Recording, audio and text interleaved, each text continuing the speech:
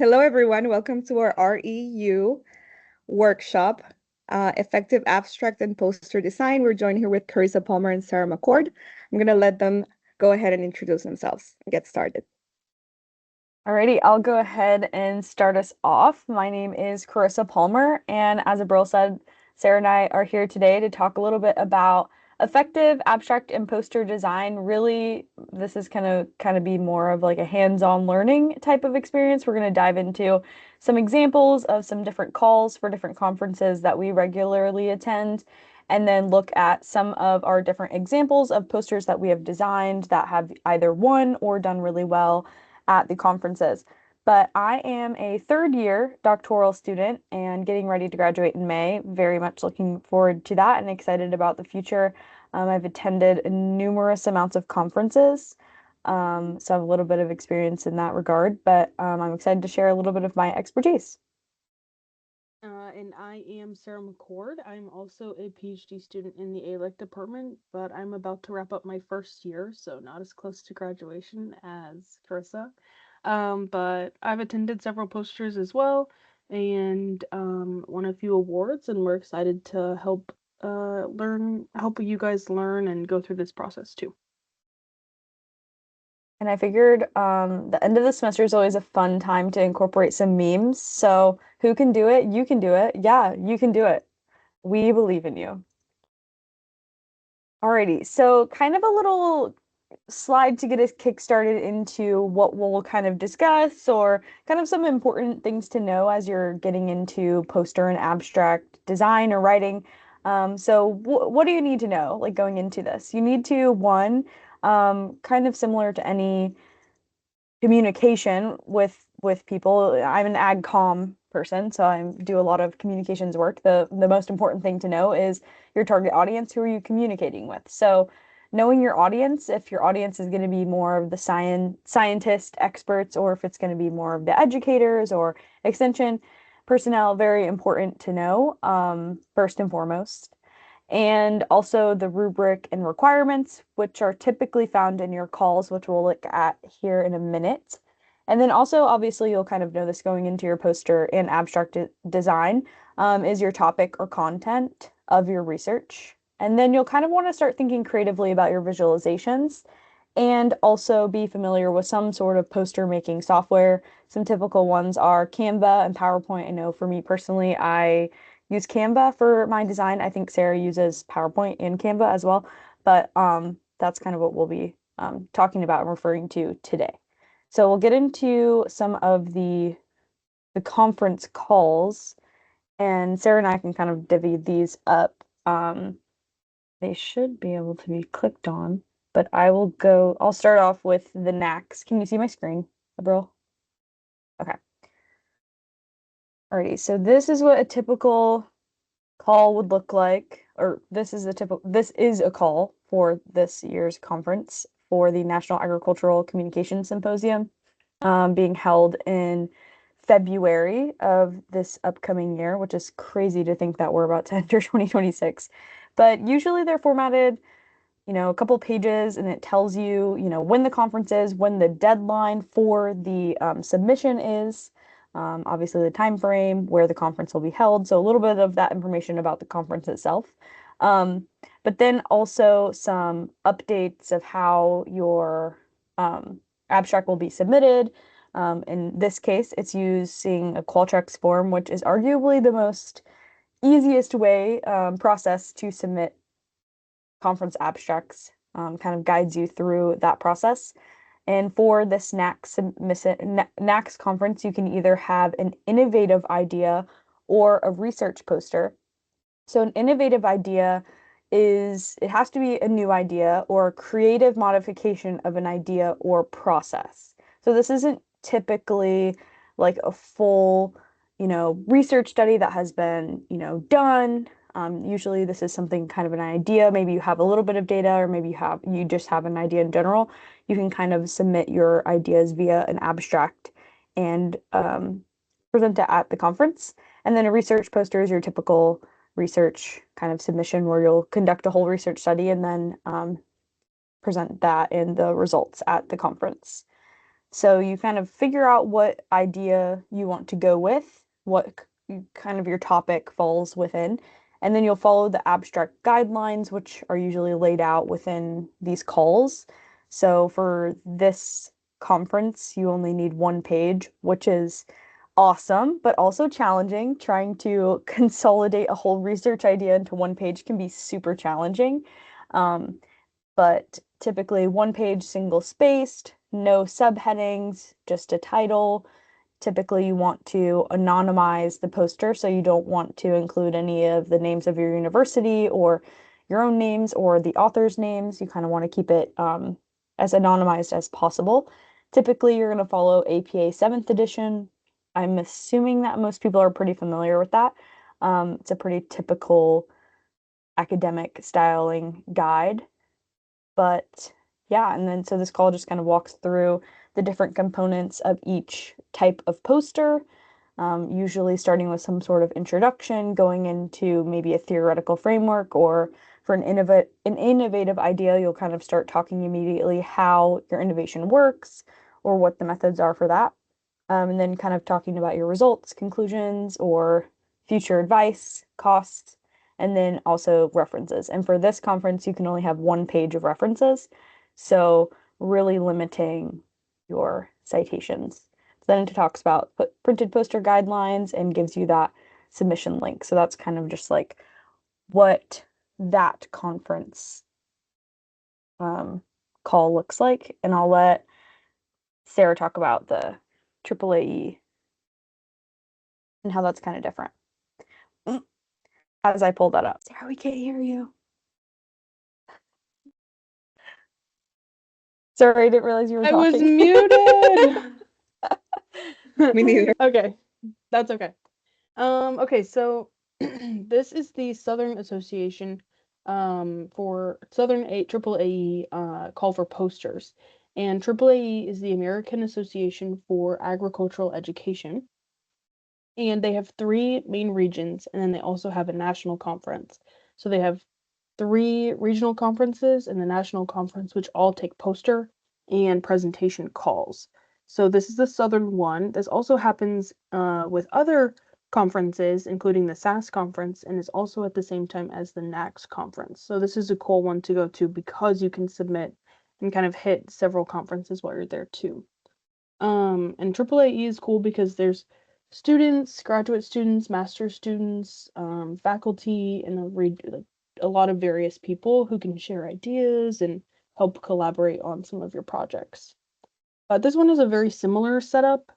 If Karissa wants to scroll down a little bit, they are accepting categories in innovative and research, so similar to the NACS posters. Innovative ideas can be anything as simple as we use this methodology and we really liked this, or we used this system and it was cool, and we want to show people how they can also use this to better their programs or research. And then research is a project that has, or an abstract that's reporting on a completed project or research.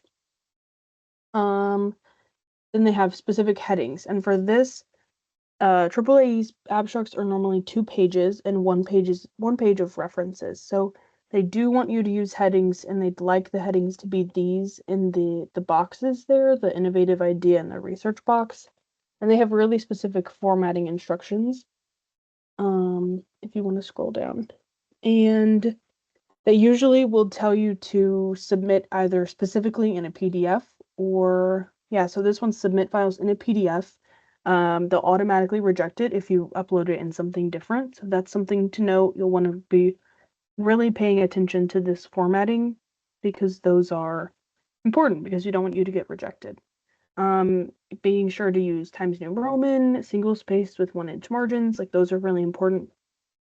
And then anonymizing all your information. Even if you have one author who wasn't the main author, but you used one of their sources, you'd want to blind your sources, which just is important to do so you don't have any of your authors listed in your paper or your abstract.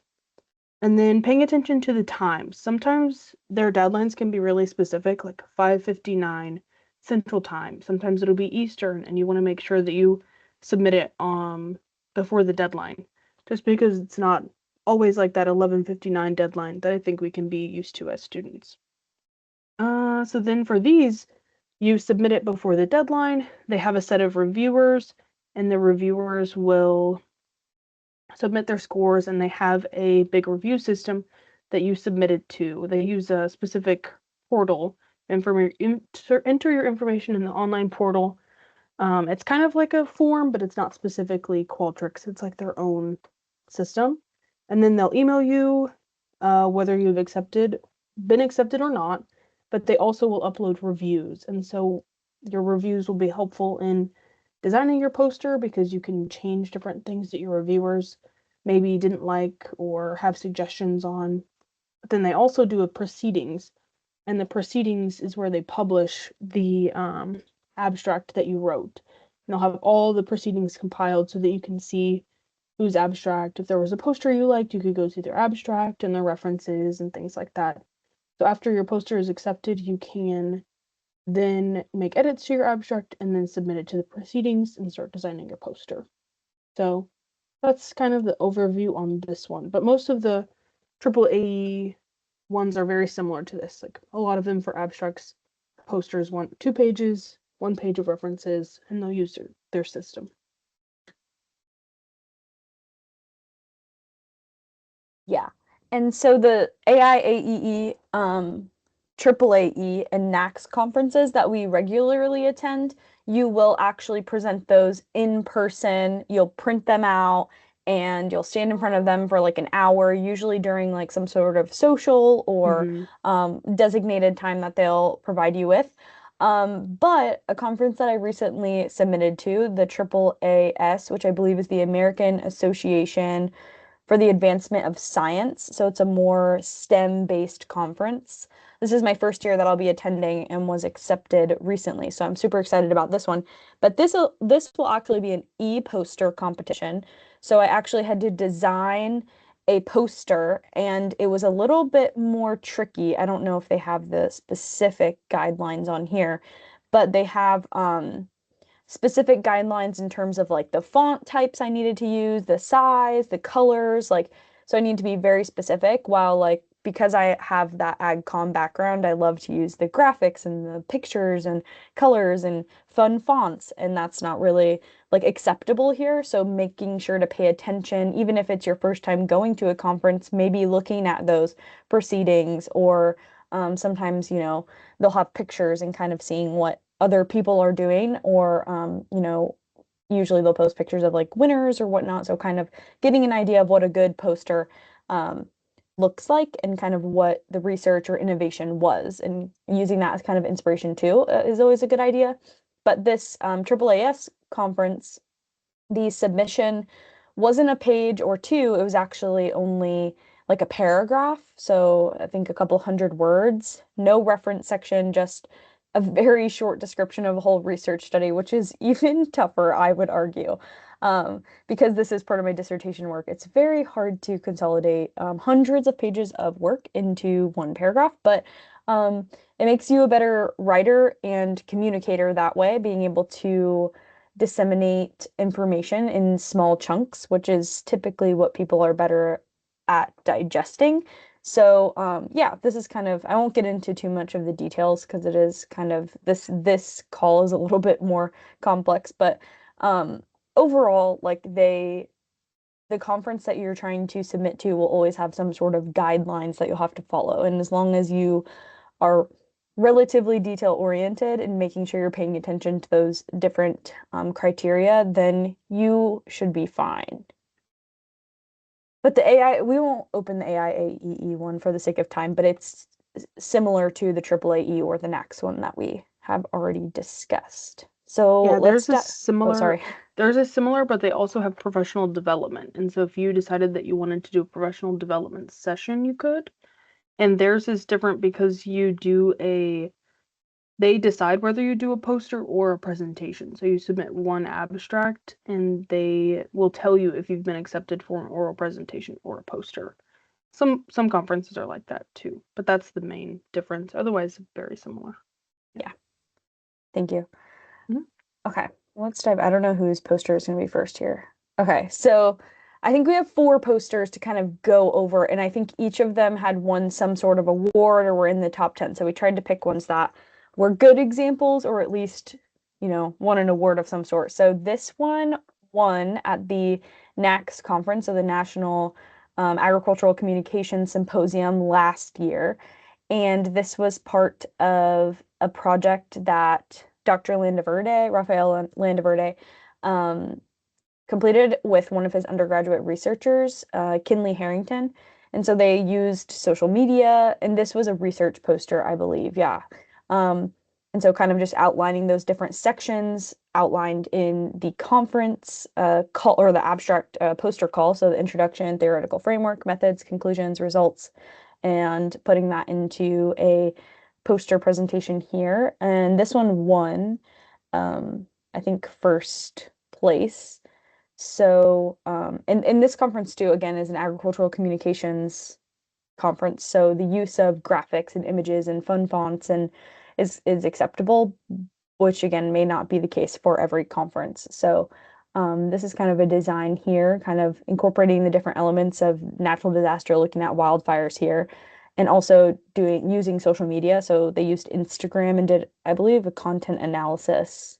Yeah, quantitative um, qualitative kind of content analysis. So kind of implementing some of that into the design as well. And it's pretty typical too to use QR codes nowadays because it's super easy to create. So you can easily put your references into a QR code or even your abstract so that people can access that without taking up too much space on your poster. Because this one, I would argue, is a little wordy for a poster. Which I think we'll look at a few that aren't as wordy. So kind of limiting that or having smaller bullet points rather than, larger chunks of words. But this was a good use of colors and fonts and fun graphics for the topic.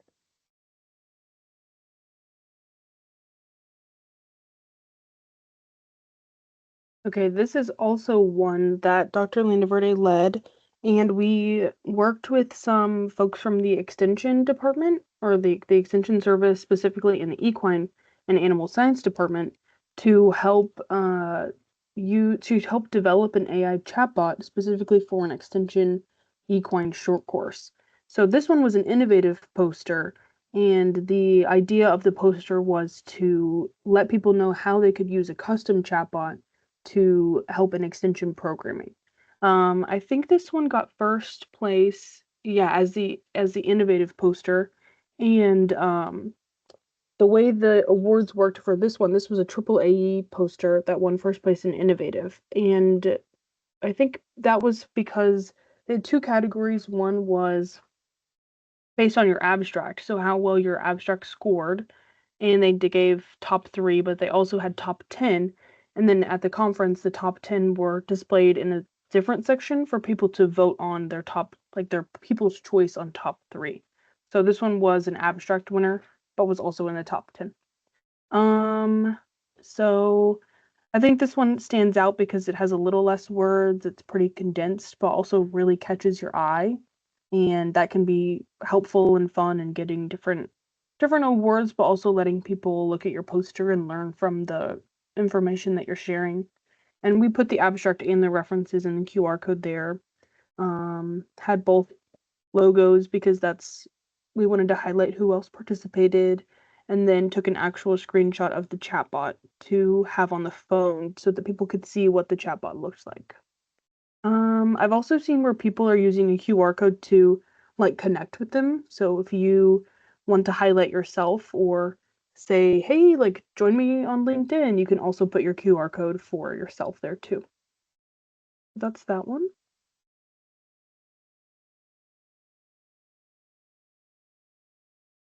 And this was another one that we did. This was a project. This was one of my first posters actually in my PhD. So we did this at the AAAE National, and I was selected to be in the top 10. But this was an activity that Dr. Landaverde did in one of his classes, and his students got a passport, like an actual paper passport, just like that he ordered on Amazon. And students had to complete educational activities and engagement activities and then log those activities in their little passports. So on this poster, we put small Velcro pieces on this bottom space between the person holding the passport, so right there above the logo, and we put a Velcro patch and then attached the actual passport so that people could grab the passport, and it was like an interactive poster so people could see what the passports looked like and get an idea of what that looked like and how they could recreate it.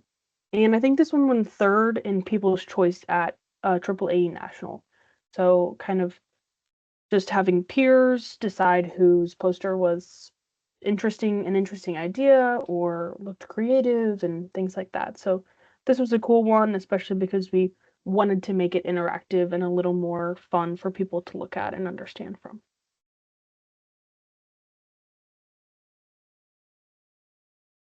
And then this is the last poster we'll kind of talk about, and then we can open it up for some questions. I know Brill had a question. This poster also won at NACS, so apparently that's all I have to share for today. I didn't realize I did that, but so no, wait, actually, I'm so wrong. This did not win at NACS. It won at AAAE, but Western instead of the National or Southern Conference. And so here, again, we focus on social media, which I'm realizing now that we did a lot with cell phones, which is a pretty, like, I guess it catches your eye. So people like it, and I think we won this one with People's Choice. So people walked around and saw the poster and really enjoyed it that way. But we did, again, a content analysis. So I tried to incorporate different elements of Instagram because it was an Instagram content analysis. And so kind of framing each section as like an Instagram post was kind of my vibe here. And then reporting the results like they are in the comment section, because here we focused on the sentiment of comments on Discover Cotton's Instagram. And then we also incorporated that QR code. But yeah, so just kind of making sure you have, a simple design, but also kind of incorporating components and graphics and colors that maybe make sense with your research, and kind of incorporating those elements and considering different design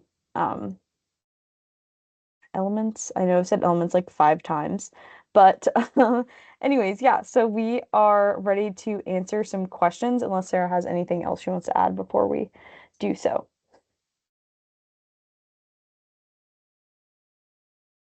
Thank you guys so much. That was really, really enlightening. Does Kendall, do you have any questions for Sarah or Karissa? Do you have any like ideas on making the posters more interactive or like eye-catching?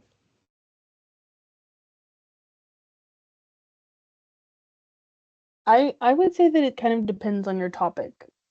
For us, like making things interactive so that people can pull pieces off of your poster, or on e-posters especially, like Carissa's maybe using a scroll feature so people can scroll down, or have videos and links so that people can interact that way. Most of the time you're also standing next to your poster. So if someone catches your eye, I think it also is kind of about saying, "Hey, how are you? Can I answer questions about this?" And having a conversation with somebody so that they are interacting with your poster. But in terms of interactive elements, I think being sure that you like do something that's relevant to your design is important, or your topic. Yeah, and something that's worked really well for obviously the posters that we have worked on is incorporating the cell phones and the hands, like kind of just getting fun with the design and the colors if your conference that you're applying to allows for that. It really catches people's attention with seeing a giant cell phone on a poster. Not saying that everyone's research has to do with, cell phones and whatnot, but kind of thinking about elements like that that are relevant to your research and, incorporating that somehow. And yeah, I've seen people give out like one pagers or infographics for their posters and printing those out and giving those out as people come and chat with them. Or bracelets, like getting really creative that way too. So obviously don't spend more money than you have to. but maybe if it makes sense or you can, then engaging with people that way. Everyone loves free stuff, so. Kendall, what department are you in? I'm in the nutrition department. Okay, yeah. So it's a little bit different for hard science, I think, for this type of disciplines because like Karissa, like one of the conferences that Karissa applied to, it's more restricted in terms of like colors and fonts and the things that you can use. So it might look a little bit different for you, but there's always, if it's nutrition, there's probably always a bunch of fun graphics that you can use, as Karissa said, to represent your results. Like there's in Canva, or there's another one that's called BioRender, I think, where you can get a bunch of cool graphics for your methods, like to illustrate your methods and your results and all that, I believe. Are you currently doing research? Yes. It's Okay, what about sorghum consumption. sorghum consumption? Okay, that's interesting. Yeah. So see, there you go. So you can probably get pretty creative with that if you're not very restricted in terms of like I said, colors and fonts and all that. It's kind of it's harder when it deals with topics that are more serious. Like if you're researching things like cancer or some things like that, like you obviously you don't want to make your poster like very, you know, Fun. like super fun because it's really not a fun topic, if that makes sense. So I think it'll depend a lot on that. But yeah, there's always a lot of tools that you can use to make it interesting. And also what I've seen in hard science is that they put, like Carissa said, you can use QR codes for a lot of stuff. And sometimes I've seen that they use it to for like YouTube videos explaining a process that you're talking about in your research. So it'll be a lot more clear for the audience to understand what your research is about. So that could be another thing you could do too. I would add that if you are doing something specifically on like a food item or a grain or a crop, maybe you bring in pieces of sorghum or a sorghum candy or like things like that so that your audience can get a real interpretation of what that is. And I think that could be really cool, even if you just have it in a jar or a dish that's next to your poster, because that can be fun and interactive too. Have you been to any conferences, Kendall? Not yet. My first one's gonna be in the spring. Oh, okay. Oh, that's great.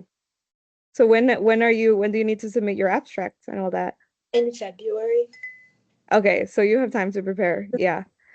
And oh well, on that note, do you have any other questions for Carissa and Sarah? I don't think so. Okay, on that note, I do have a question for Carissa and Sarah. So as Kendall, and it's great that you're from nutrition, Kendall, because I wanted to have the example of like being from other fields other than communication, as Carissa said.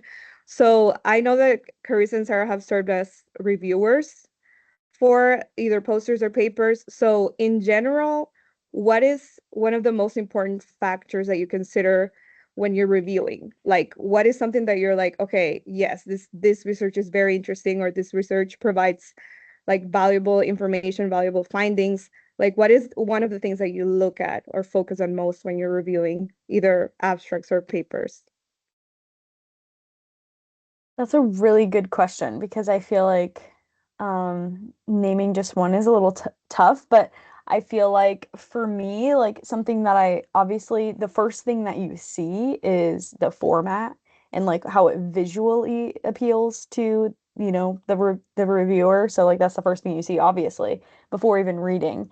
And there are a lot of inconsistencies sometimes when I review things in terms of formatting your document and not really following the guidelines. So I think like as silly as it sounds, like it is super critical to like pay attention to those small details and make sure that, if it says single space, that it is single spaced and only one line between paragraphs, or if there's an indentation for paragraphs or not, or, if it should have certain subheadings, and just kind of paying attention to those details is super critical because it is the first thing that you will see and notice as a reviewer. Especially usually one of the points of the rubric is for formatting. So it can take quite a few points off if you're not following those guidelines as strictly, or even similar to the guideline aspect is also like the style guide. So if you need to format your article per APA 7th edition, like making sure that you know how to cite in text or in your reference section per that style guide, which is typically APA. And those are, pretty standard protocols, I guess. But that would be kind of, I guess, what I would say initially. Yeah, I would add that I think having relevance to the conference, like it's one thing to have a really creative idea and poster or research, but if it doesn't match the values or the mission of the conference that you're applying to, then sometimes you can be rejected, and nobody loves to be rejected. But you can kind of save yourself by choosing conferences that are relevant to your research. So I think that helps.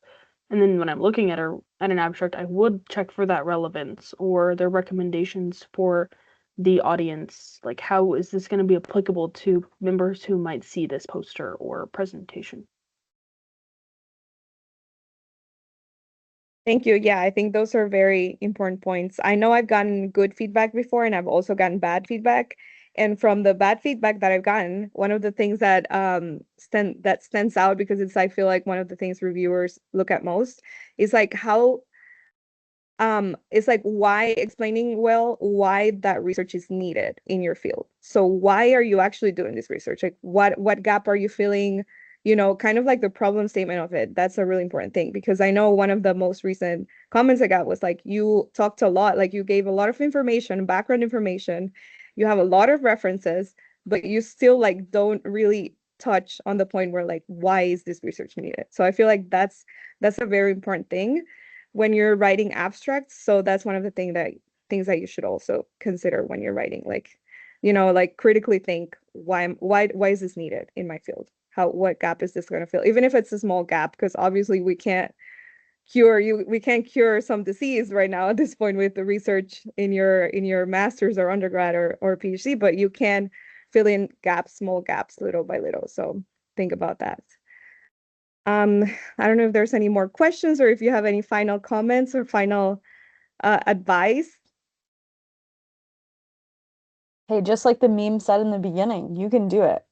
I believe everyone's capable of great things, and you know, you might not, hit a home run on your first one, but you might get accepted. And I think it's good to put yourself out there and, challenge yourself to try new things. Yeah, I think highly of your research, and other people will think the same too, even if maybe you don't feel like it's that impactful. But I think for one person it can mean a lot, and it's important to share it like that. So be proud of the work you're doing and exhibit that in the way that you write and present and create. So yeah, thanks for having us, April. Yeah, thank you. Thank you guys for giving us your time. And then Kendall, well, I don't know if Karissa and Sarah, you want to share your contact information with Kendall in case whenever she's writing her abstracts, if she has any questions for you or any guidance, any words of advice. I think I'm freezing. I don't know if that's me. I don't know. I'll put my email in the. Yeah, me too. But definitely email us, Kendall, and feel free to connect on LinkedIn, like whatever way you like to connect or answer questions. So yeah, let us know how we can help you. Yeah, absolutely. Thank you. Yeah, of course. Thank you guys for joining. I hope you have a fantastic rest of your day. Yeah, you guys You too. Bye. Bye.